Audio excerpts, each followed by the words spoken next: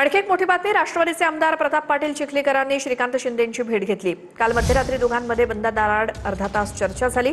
विधान परिषद निवडणुकीवरती चर्चा झाल्याची कबुली चिखलीकरांनी दिली. नांदेडची विधान परिषदेची निवडणूक बिनविरोध होणार नाही असं चिखलीकरांनी म्हटलं.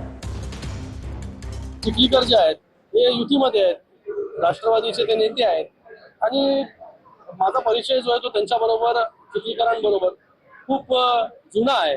त्याच्यामुळे जे आहे ते अनौपचारिक गप्पा ज्या आहेत त्यांच्याबरोबर झाल्या.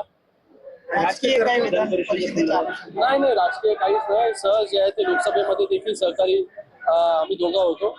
त्याच्यामुळे त्यांच्याबरोबरचे संबंध हे जुने आहेत आणि त्या अनुषंगाने त्यांच्याबरोबर बैठक झाली.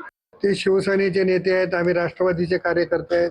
त्याच्यामुळे दोन पक्ष एकत्रितपणा आल्यावर काहीतरी चर्चा होणार. संभाव्य जिल्हा परिषद असेल, विधान परिषद असेल, पण ज्या काही चर्चा करायची. विधान परिषदेवरती तुम्ही दावा केलेला का? ती मागणी तुमच्या अजून कायम आहे?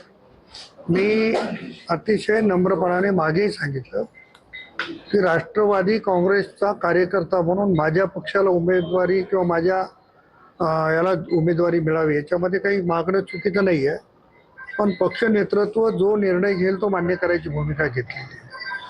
त्याच्यामुळे महायुतीचा घटक म्हणून मी डॉक्टर श्रीकांत शिंदे साहेबांना भेटायला